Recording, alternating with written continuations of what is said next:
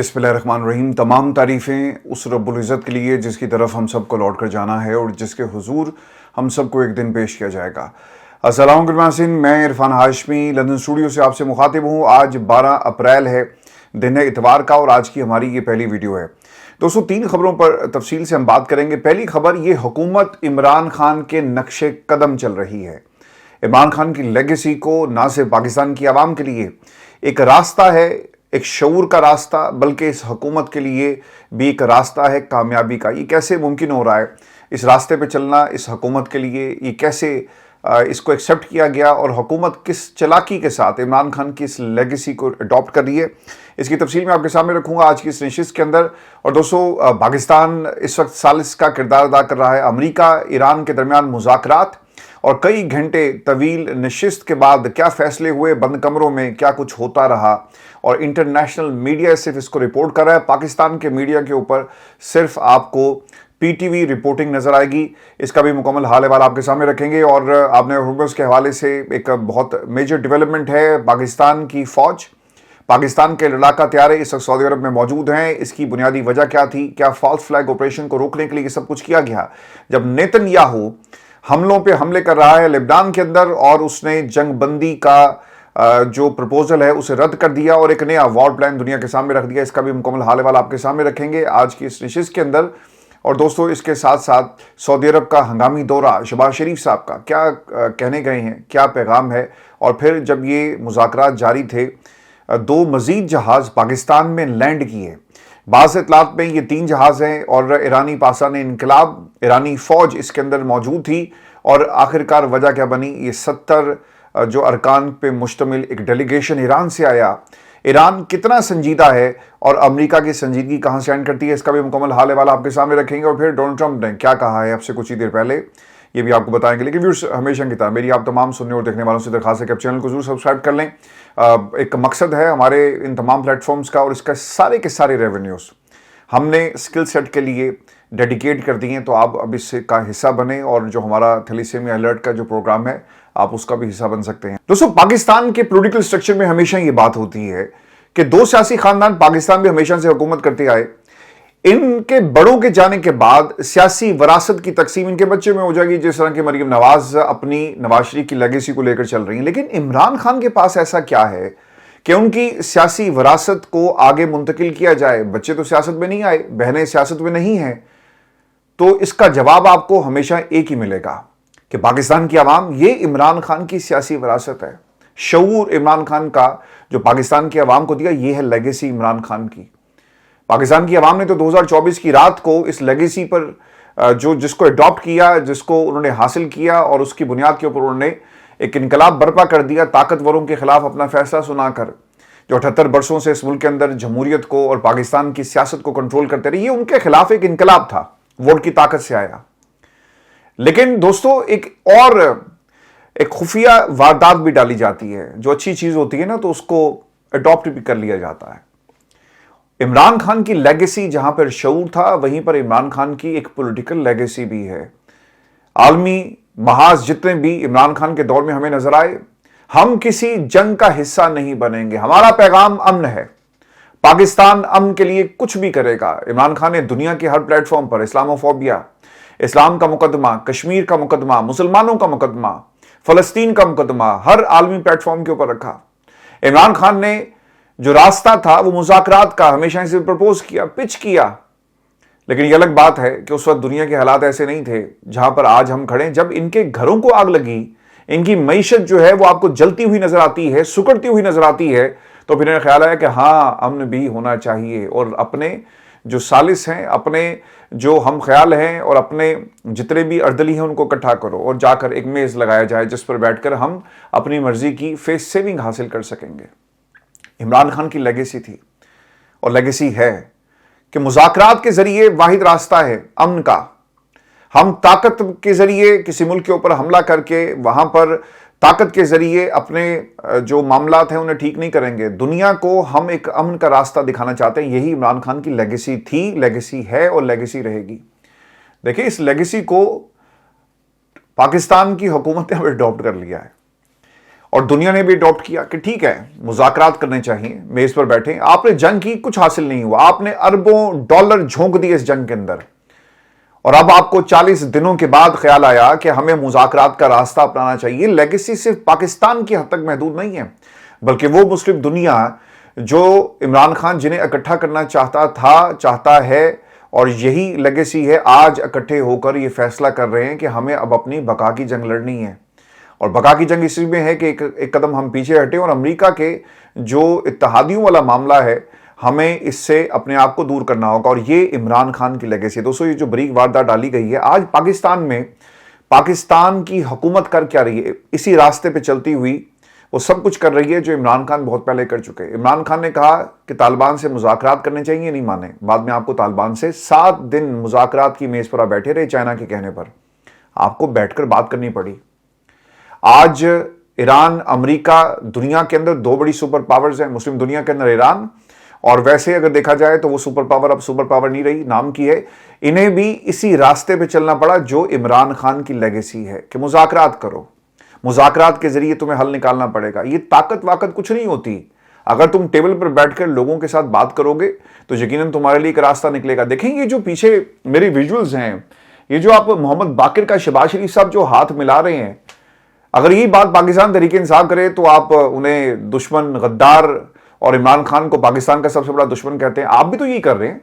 ये दुनिया में ये विजुअल्स रिपोर्ट हो रहे हैं कि पाकिस्तान सेंटर ऑफ अटेंशन बना हुआ है, पाकिस्तान इस्लामाबाद टॉक्स इस वक्त हो रही हैं, और दुनिया में अमन लाने की बात की जा रही है। दुनिया का सर कोई एक ऐसा मुल्क नहीं है जो आपने हुर्मत से, जिसके ऊपर उसकी मईशत के ऊपर असर ना पड़ा हो। यूरोपीय यूनियन पीछे हट गया, अपने इत्तेहादी को उसने इनकार कर दिया। यानी एक ऐसी गुजरगाह जो मुज़ाकरात की मेज के ऊपर तो बैठकर जीती जा सकती है, लेकिन ताकत के बलबूते पर नहीं। यूरोपीय यूनियन को समझ में आ गया, उन्होंने कहा जाओ लड़ना है खुद ही लड़ो, एग्रेशन में तुम्हारे साथ नहीं है, हम ताकत के रास्ते भी तुम्हारे साथ नहीं है। बात अगर बैठकर करने की होगी तो हम तुम्हारे साथ जाएंगे। ये नेटो का इत्तेहाद बच्चों का खेल नहीं है, जाओ भागो यहां से। डोनाल्ड ट्रंप को भगा दिया। नेतन्याहू अपने मकासद को पूरा करने के लिए दुनिया में इस वक्त गदर मचा रहा है, उन तमाम मुस्लिम ममालिक के ऊपर हमला कर रहा है जहां से वो ये समझता है कि ग्रेटर इसराइल का प्लान जो है वो उसे तकवीत दे सकेगा और इसको पूरा करेगा। ये दुनिया की जितनी ताकतें हैं, चाइना, रूस, आपका बर्तानिया, यूरोपीय यूनियन, जर्मनी, स्पेन, फ्रांस, ये क्या कह रहे हैं? मुज़ाकरात करो। तो इमरान खान ने तो ये बहुत पहले बात कह दी थी कि दुनिया को अगर आप बेहतर जगह बनाना चाहते हैं और आप चाहते हैं कि दुनिया के अंदर अमन आए, तो आपको एक दूसरे को स्पेस देनी होगी। ये नहीं हो सकता कि आप नबी करीम सल्लल्लाहु अलैहि वसल्लम की, जब भी ये इस्लामोफोबिया जो है जिसके ऊपर इमरान खान ने जो मुकदमा मुस्लिम दुनिया का लड़ा, वो क्या था कि आप जब ये बातें करते हैं, नबी करीम सल्लल्लाहु अलैहि वसल्लम की शान में जब कोई गुस्ताखी करता है तो मुसलमानों को बहुत तकलीफ होती है। बैठो, बात करो, मुज़ाकरात। और अब पाकिस्तान सालिस बना हुआ है। देखिए, मैं आपको एक बात इसमें आगे बढ़ने से पहले जरूर इसमें एक ऐड करता चलूं।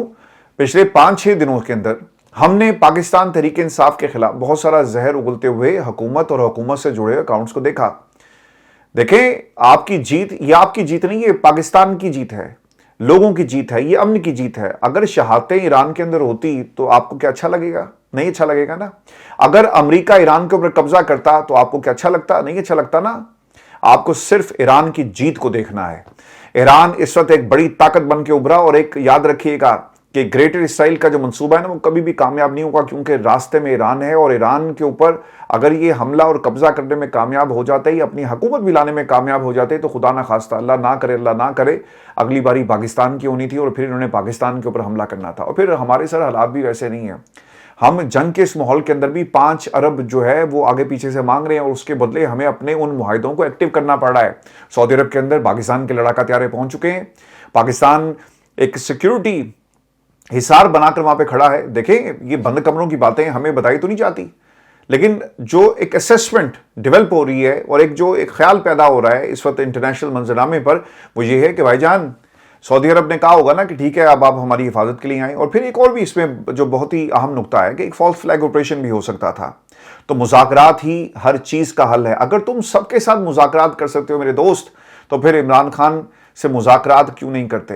अडयाला ज़्यादा दूर नहीं है। अगर रातों रात एक जहाज़ पकड़कर आप सऊदी अरब जा सकते हैं, वहाँ पे जहाज़ 3 पाकिस्तान में रातों रात नूर खान एयरबेस के ऊपर लैंड कर सकते हैं, अमेरिका का जेडी वेंस जो है पाकिस्तान आ सकता है, तो फिर इमरान खान के साथ मुज़ाकरात करने के लिए अडयाला के दरवाजे भी खोले जा सकते हैं। ये पाकिस्तान की जीत होगी। अगर आप पाकिस्तान तहरीक-ए-इंसाफ के आज जो अकाउंट्स हैं उनको देखें, वहाँ से क्या बात हो रही है और फिर खान साहब के दोनों बेटों ने क्या कहा, ये भी मैं आपको बता दूँ। दोस्तों, आज का दिन इंपॉर्टेंट इसलिए भी है क्योंकि पाकिस्तान के अंदर जहां मुज़ाकरात हो रहे हैं, वहीं पर कुछ लोगों ने कोशिश ये की कि किसी तरह से ये पाकिस्तान तहरीक-ए-इंसाफ के साथ स्कोर सेटल करें, उन्हें दुश्मन जमात डिक्लेयर किया जाए कि देखिए इनसे ना पाकिस्तान की जीत देखी नहीं जाती। देखिए ये पाकिस्तान के खिलाफ जो है ना हो गए, ये पाकिस्तान के इस जीत के ऊपर खुशी का इजहार नहीं कर रहे। ऐसा बिल्कुल भी नहीं है। मैं आपको पहले भी कह रहा हूं कि याद रखिएगा कि जहां तक इस हुकूमत का ताल्लुक है, ये फॉर्म 47 वाली हुकूमत है, इसमें कोई दो राय नहीं है। ये जुल्म कर रहे हैं इमरान खान पर, तहरीक-ए-इंसाफ पर। पाकिस्तान की एस्टेब्लिशमेंट जो है वो इस हुकूमत के जरिए सब कुछ करवा रही है। हर चीज़ को आपने कॉम्प्रोमाइज़ कर लिया। इसका मतलब ये नहीं है कि जो कुछ ईरान में हो रहा है हम इसी लेंस से इसको देखें। आप इसे ईरान की कामयाबी को देखें, आप इसे मुस्लिम दुनिया की कामयाबी को देखें। आप छोड़ दें कि इस वक्त कुर्सियों पर कौन बैठा हुआ है। ये लोग इंशाल्लाह ज़रूर जाएंगे और इमरान खान की हुकूमत या इमरान खान का शऊर रखने वाले इंशाल्लाह इन हुकूमतों को ज़रूर जो है इमरान खान की गाइडेंस के अंदर लीड करेंगे। दोस्तों, मैं आपको खबर ये दे दूं कि आज पाकिस्तान तहरीक-ए-इंसाफ ने जो एक ट्वीट किया, ये बहुत इंटरेस्टिंग ट्वीट था और इसे रीट्वीट किया गया है। यार मोहम्मद खान नियाजी साहब जो हैं, उन्होंने इसको ट्वीट किया और ये फोकल पर्सन है CM KP के ऑन डिजिटल मीडिया और ex-PTI SMT हेड KP के, ठीक है।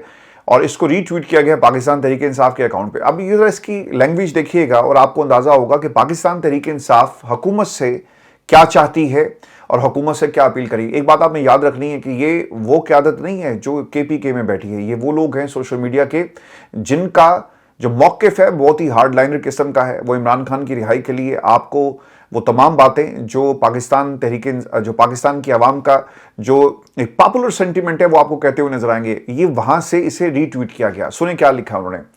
अल्लाह ताला ने पाकिस्तान को आज एक अहम मौका अता किया और वो मशरिक़ वुस्ता में पायदार अमन के क़याम के लिए अपना मुस्बत, मुतवाज़न और मौसर किरदार अदा करी है।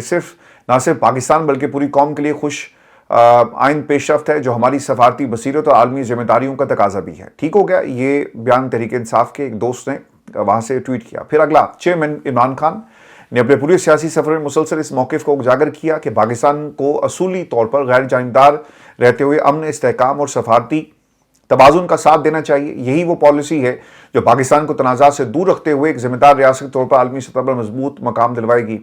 हम उम्मीद से हैं कि पाकिस्तानी फैसला साज और मौजूदा हुक्मरान न सिर्फ खित्ते में अमन की फ़रोग़ के लिए फ़ाल और मौसर किरदार अदा करेंगे बल्कि मुल्क के अंदर भी देरपा इस्तेहकाम, कानून की बालादस्ती होगी।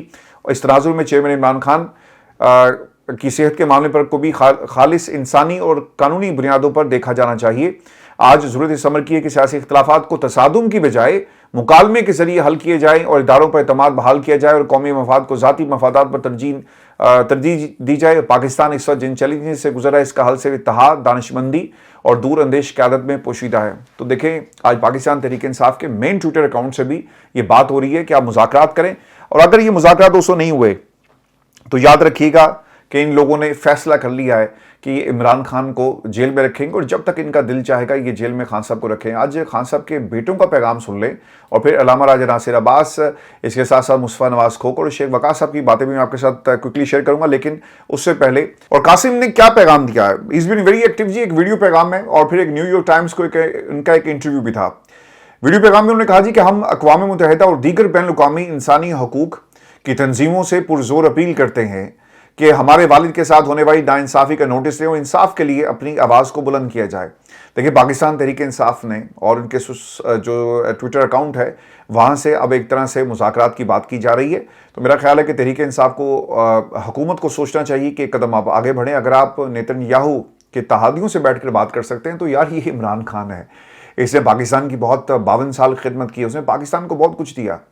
अब वक्त आ गया है कि हम अपने इख्तलाफात को साइड पर रखकर इमरान खान की रिहाई के लिए कोशिश करें। उनकी सेहत का मामला सबसे टॉप प्रायोरिटी होना चाहिए। और दोस्तों, ये सिर्फ एक शख्स की बात नहीं है। पाकिस्तान तहरीक-ए-इंसाफ के ट्विटर अकाउंट से सिर्फ एक बंदे ने ये बात नहीं की, बल्कि कासिम खान सूरी साहब, उन्होंने भी लिखा कि a warm welcome and the best wishes to Iranian and the US delegation ahead of these crucial peace talks. The protection of innocent civilian lives, adherence to the international law and the sincere commitment to the peaceful coexistence must remain the guiding principle throughout this process. ठीक है, फिर Imran Khan has always opposed the war, emphasizing dialogue and diplomacy, और वो सब इमरान खान की उस legacy का जिक्र कर रहे हैं जो मैंने आपके सामने प्रोग्राम के पहले हिस्से में रखी। तो मैंने ये इतनी लंबी तमहीद और ये जो आर्गूमेंट्स आपके सामने रखे हैं, इसकी बुनियादी वजह क्या बनी? आज किसी दोस्त ने लिखा हुआ था कि मुझे आपसे ये उम्मीद नहीं थी कि आप इस हुकूमत के गुण गाने। भाई, हम इस हुकूमत के गुण गाने वालों में से नहीं है।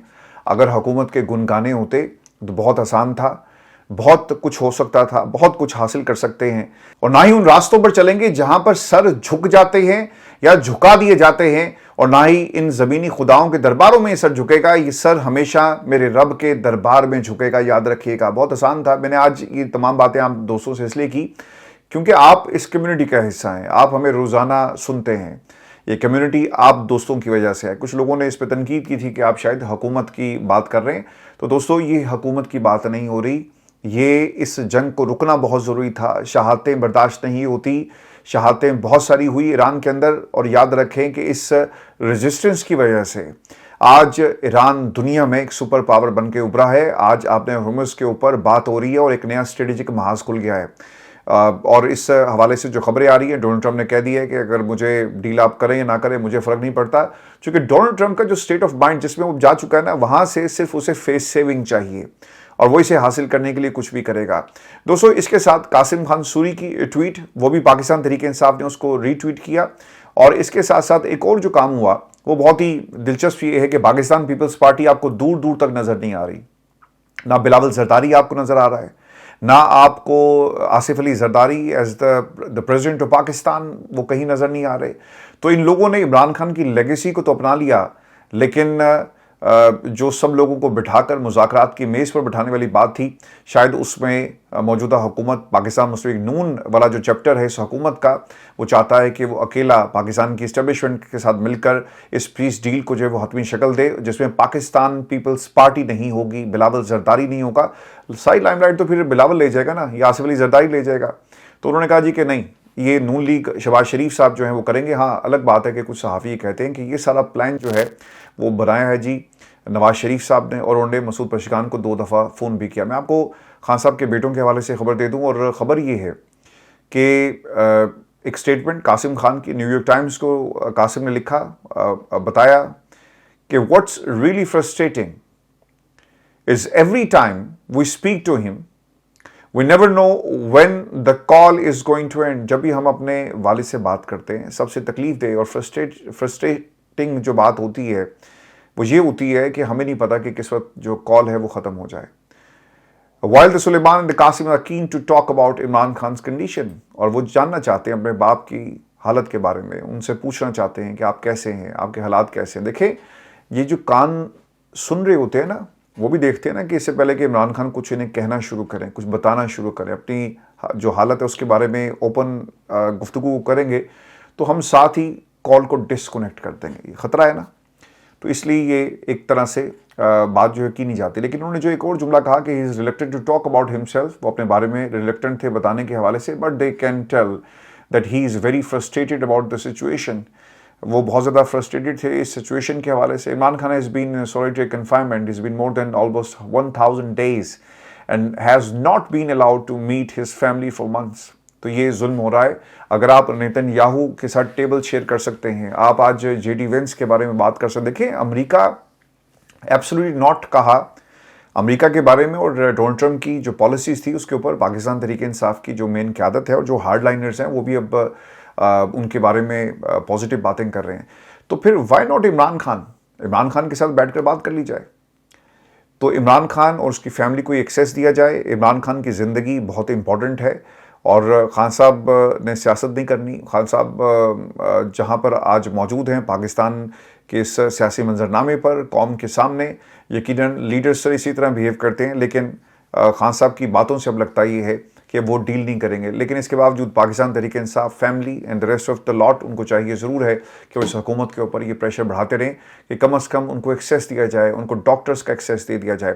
आज दोस्तों एक और डेवलपमेंट ये हुई है, अल्लामा राजा नासिर अब्बास साहब आए और उनके अल्फाज हैं, कोट एंड कोट, वो ये कहते हैं कि इमरान खान को एलिमिनेट करना चाहते हैं। वरना ये कैसे हो सकता है कि एक आदमी जिसकी अक्टूबर में आंख ठीक हो और आज उसकी आंख की बिनाई चली जाए।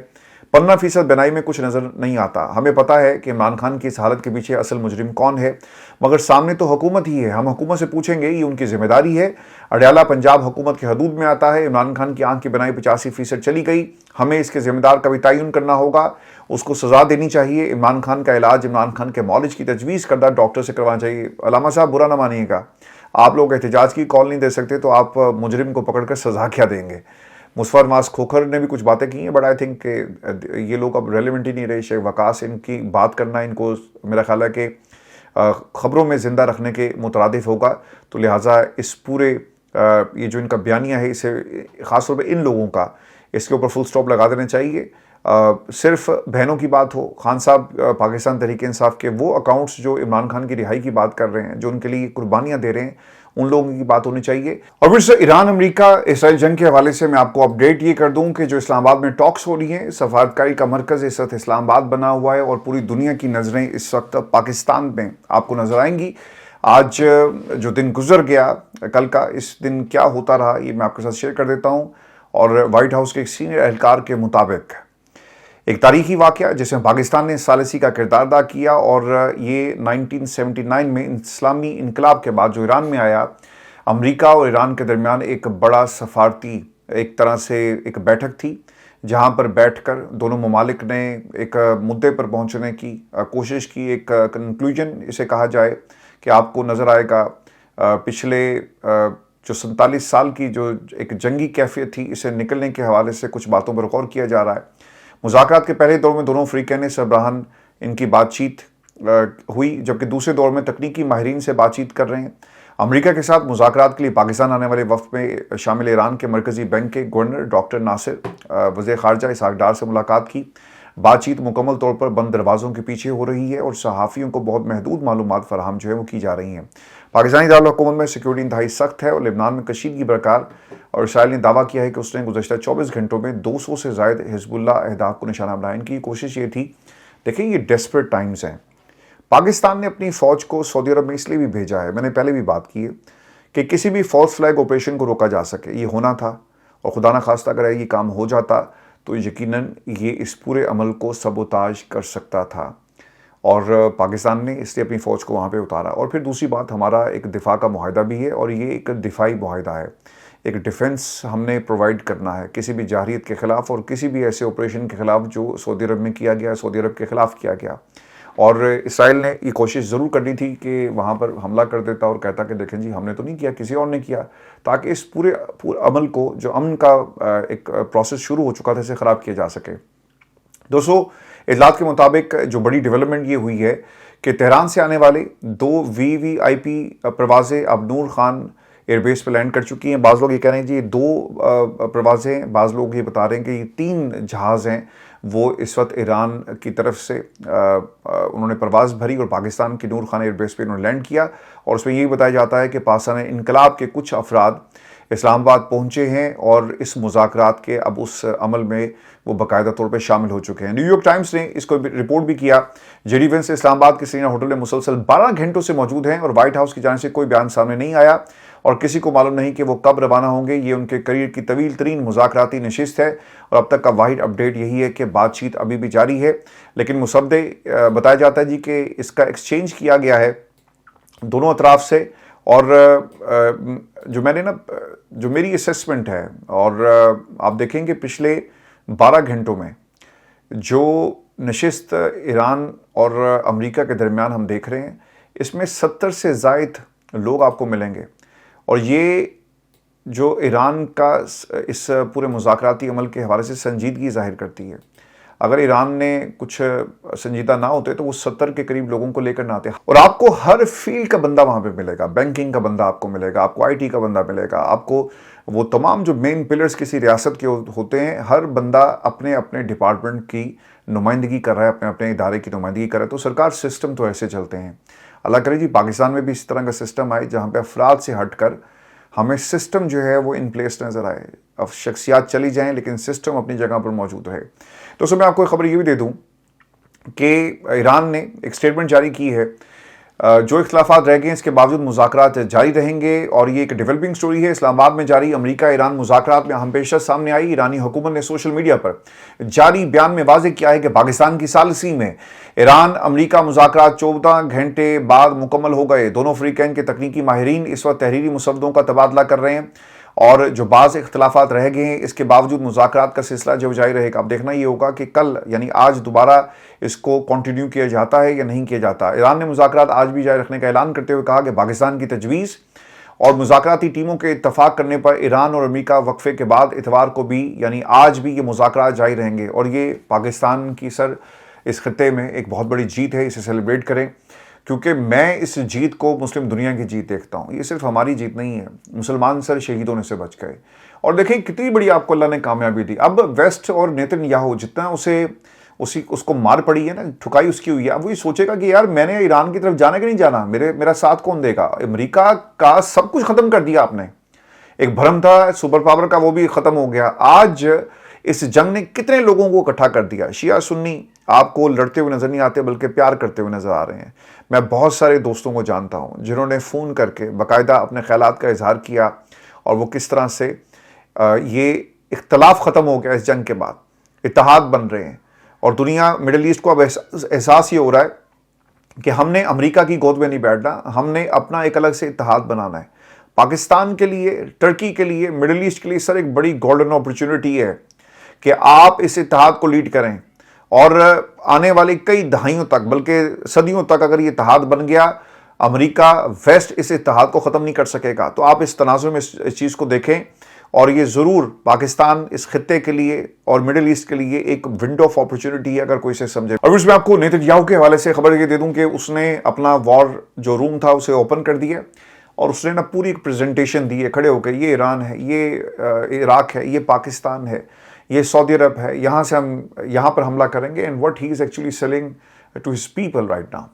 नेतन्याहू का ये दावा है कि इसराइल ने ईरान के खिलाफ तारीखी कामयाबियां हासिल की, तहम मजीद इकदाम बाकी हैं, हमने ईरान को निशाना बनाया, हमें ईरान के खिलाफ अभी मजीद कार्रवाइयाँ करनी है। नेतन्याहू ने कहा कि तुर्क सदर उर्दवान के बरक्स इसराइली ईरानी रजीम और इसके हमायती ग्रोहों के खिलाफ अपनी लड़ाई जारी रखेगा जिनके साथ उर्दवान मफाहमत करते हैं। नेतन्याहू के खिलाफ जो मुजाहरे शुरू हो गए और इसराइल में हज़ारों अफराद नेतन्याहू के खिलाफ सड़कों पर निकल आए। दारुल हुकूमत तल अबीब में शहरियों ने एहतजाजी मुजाहरा किया और रैली निकाली। मुजाहिरीन ने नेतन्याहू से तमाम जंगें रोकने का मुतालबा कर दिया है। तो ये एक बहुत बड़ी जीत है। अल्लाह ताला जी मुस्लिम दुनिया को कायम व दायम रखे, तमाम मुसलमानों को एक होने की तौफीक अता फरमाए और ये जंग यकीनन एक नई सुपर पावर की आमद का ऐलान है एंड दैट इज़ ईरान। अपना ख्याल रखिएगा। जाते जाते मैं क्विकली आपको ये खबर दे दूं कि डोनाल्ड ट्रंप और अमेरिका इस वक्त ये आपने हुर्मुज़ के अंदर जितनी भी जो बारूदी सुरंगें बिछाई गई थी इसको साफ़ कर रहे हैं और यहाँ से बहुत सारे जहाज़ जो आपकी जो यूएसए की नेवी है इनके गुजरे हैं। तो ये डेवलपमेंट्स हुई हैं और यकीनन कोई ना कोई अब रास्ता ज़रूर निकलेगा। अपना ख्याल रखें, इजाज़त दीजिए अल्लाह के बाद।